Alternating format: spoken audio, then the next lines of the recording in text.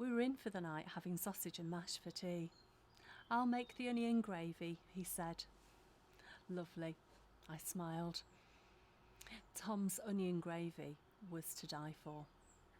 "Where's the frying pan?" "I'll get it," I said, and stooped down to the bottom cupboard, fishing around for it from a pile in the corner. He was stirring around in the knife drawer. "I can't find my sharp knife," he said. "It's here in the dishwasher." I'd opened the dishwasher and passed it out of the drawer to him. He loved his sharp knife. I'd spent a fortune on it in John Lewis. "I can't find the onions."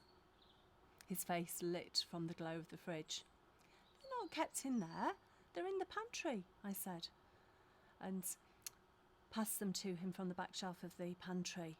He sorted through, looking for a nice big firm one, giving each one a gentle squeeze until he was satisfied with his choice. I leaned on the kitchen top and watched as he set to with the onion. It always gave me pleasure to watch him at work. He was deft with a knife, concentrated, intent.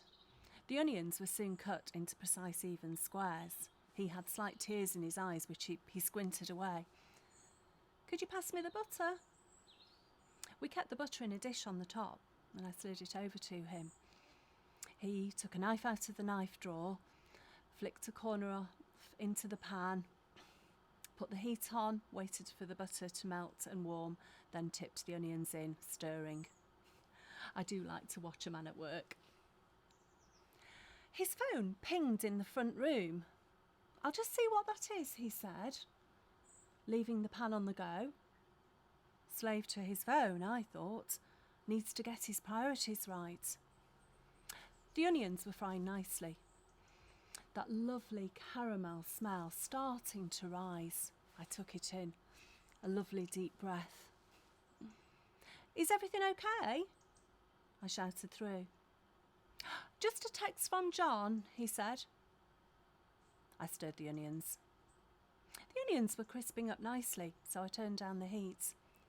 The potatoes were ready for mashing, so I tipped the water out, added pepper, milk, butter, and set to with the masher. Very satisfying mashing potatoes. I had a quick taste, a little more butter, and set them aside. I stirred the onions. The sausages were doing nicely. I took them out of the oven and gave them a turn. They were the best from our butcher's.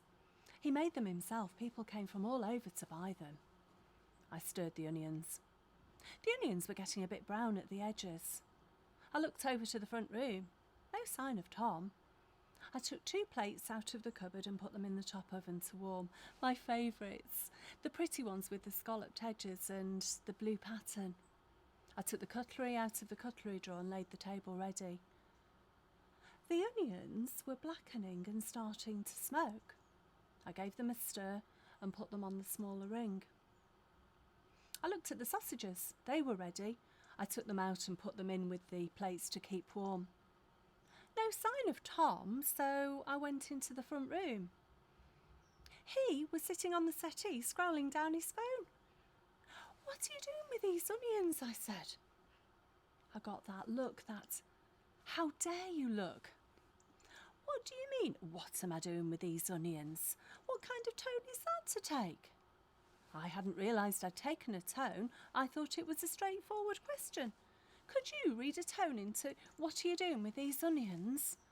I thought it was a gentle nudge, something to bring him back to the task in hand. Surely he could smell the onions cooking. He got up, stormed into the kitchen. Oh dear, I thought, he's taken a huff. In the kitchen, he was slamming cupboards. "Where's my gravy powder?" he said. "We've run out. We've only got granules," I said. "You'll have to make do with them." "What am I going to do with granules? You know I don't do granules. You'll have to do them." I set to with the gravy and passed it to him, while he leant on the oven stirring the onions. He poured the gravy into the onions, took it without even a thank you. "I was on the phone," he said. "You could have taken the onions off the heat. There was no need to take that tone. I didn't take a tone. I just asked what you were doing with the onions. It was just a question. They were burning. It sounded like a tone to me. He shot me a look.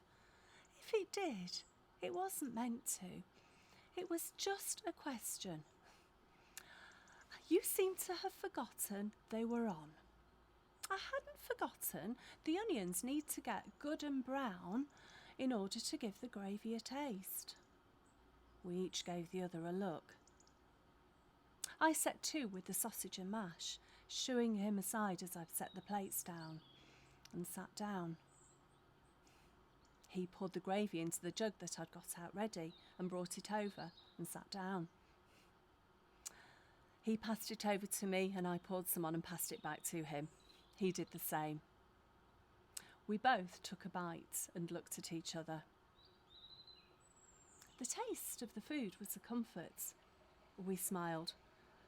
We'd had one of our dues. The gravy was perfect. Perfect.